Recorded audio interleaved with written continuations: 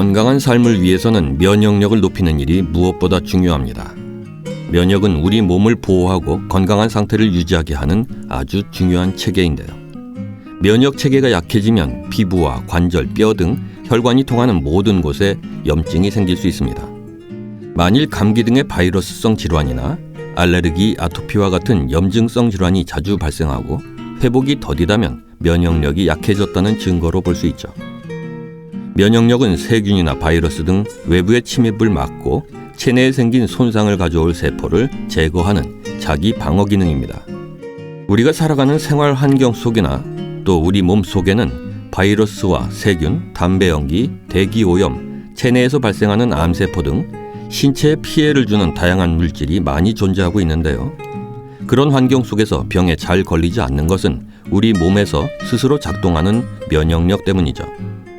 우리 몸의 면역세포는 신체 전신에서 암세포나 바이러스 감염세포 등을 발견 즉시 공격하는 림프구이며 몸의 방어기구인 자연면역에 중요한 역할을 하고 있습니다. 면역세포가 안정된 상태이면 암이나 바이러스에 감염된 세포를 찾아서 공격하고 항상 우리의 몸을 지켜냅니다. 반대로 면역 밸런스가 무너져버리면 면역세포의 바이러스 등을 공격할 수가 없게 되고 결과적으로 질병의 진행을 막을 수 없게 되죠. 면역력이 충분하면 병에 걸리기 어렵고 설령 병에 걸리더라도 빨리 건강한 상태로 돌아갈 수 있습니다.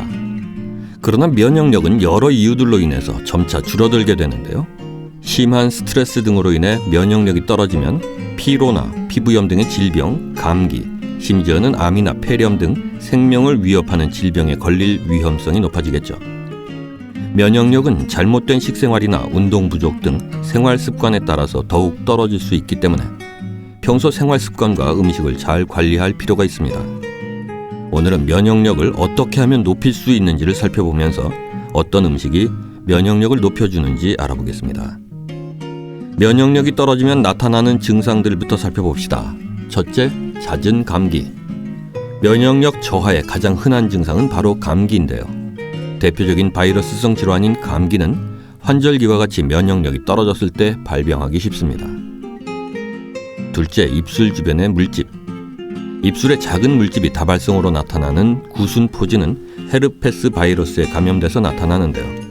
한번 감염되면 피곤하거나 면역력이 떨어질 때마다 재발하는 경향이 있습니다. 입술 주위에 작은 물집이 모여 생기고 부풀어 오르고 간지러운 증상과 함께 열감이 느껴지기도 합니다. 셋째, 물사마귀. 물사마귀는 아이들에게 쉽게 생기는 질환으로 몰루스쿰 콘타키오숨 바이러스에 감염돼서 발생합니다. 아이들은 면역 기능이 약하기 때문에 어린이집이나 유치원 등 공동생활을 할 때 바이러스에 감염돼서 생기는 경우가 많습니다. 넷째, 대상포진. 최근에 성인들에게서 많이 발병하는 대상포진은 어린 시절에 겪었던 수두 바이러스가 몸속에 잠복해 있다가 면역력이 떨어지면 활성화되면서 발생하게 됩니다.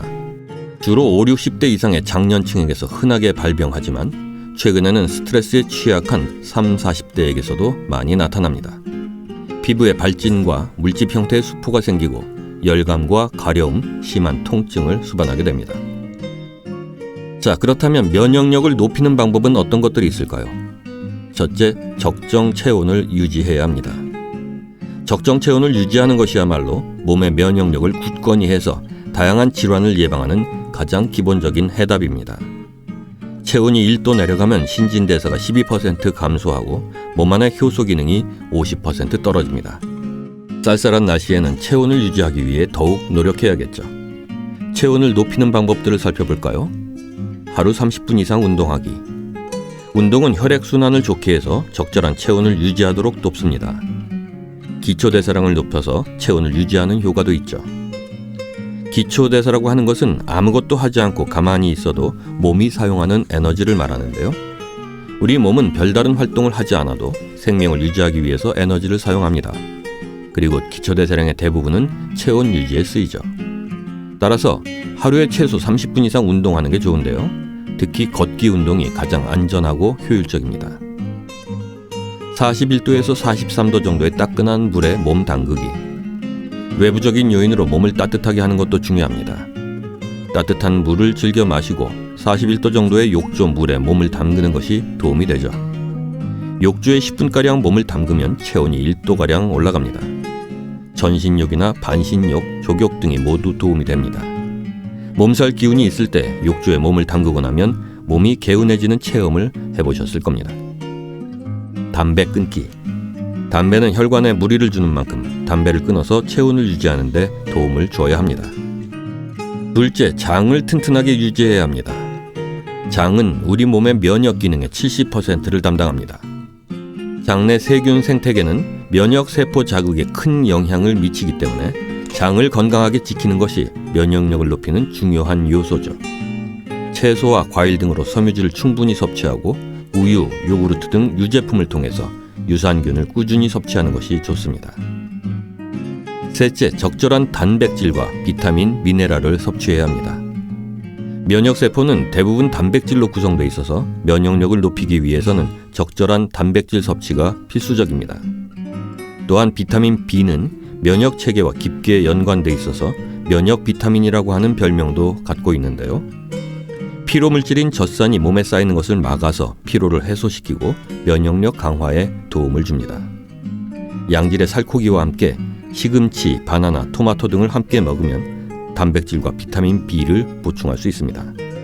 음식물로 섭취하는 것이 충분하지 못한 경우에는 비타민, 미네랄, 유산균, 오메가3 등 영양제제를 추가로 드시는 것도 좋습니다. 아이들의 경우 아연이 포함된 멀티비타민이나 프로폴리스 등이 좋고요. 성인의 경우에는 소화에 도움이 되는 효소와 미네랄 등 본인의 건강 상태에 맞게 추가하는 것이 좋습니다. 넷째, 생활 리듬을 잘 지키고 숙면을 취해야 합니다. 면역력을 높이기 위해서는 낮에 활발히 활동하고 밤에 충분한 수면을 취해야 합니다. 운동은 본인의 체력에 맞게 주 3회 이상 꾸준히 하되 숙면을 방해하지 않기 위해 최소 잠들기 3시간 전에 운동을 마치는 것이 바람직합니다. 수면은 하루 6시간에서 8시간이 적절하고요. 이보다 적거나 많으면 오히려 면역력을 떨어뜨릴 수 있으니 주의해야 합니다. 다섯째, 스트레스를 줄여야 합니다. 면역력을 유지하기 위해서는 스트레스 관리가 매우 중요합니다. 요가나 명상, 심호흡 등의 이완요법을 통해 스트레스를 줄이는 것도 좋은 방법입니다. 이완요법을 하면 흥분된 교감신경이 가라앉고 부교감신경이 활성화되면서 혈액순환이 원활해지죠. 스트레스를 이겨내기 위해서는 특히 긍정적인 마인드가 중요합니다. 멘탈이 강하면 스트레스에도 강하게 마련이니까요. 네, 면역력을 높이는 방법들을 살펴봤는데요. 각각의 방법에 도움을 주는 음식들이 있습니다. 첫째, 체온을 올려주는 음식으로는 생강, 고추, 마늘, 부추, 무, 파, 우엉, 양파, 밤, 잣, 복숭아, 석류, 고등어, 정어리, 새우, 양고기, 닭고기, 계란, 된장, 참기름 등이 있고요. 둘째, 장내 환경을 안정시키는 음식으로는 요구르트, 올리고당, 나토, 치즈, 간장, 와인, 누룩 등이 있습니다. 셋째, 살균력이 있는 음식으로는 꿀, 마누카꿀, 차, 생강, 허브, 고추냉이 등이 있습니다. 참고하시기 바랍니다.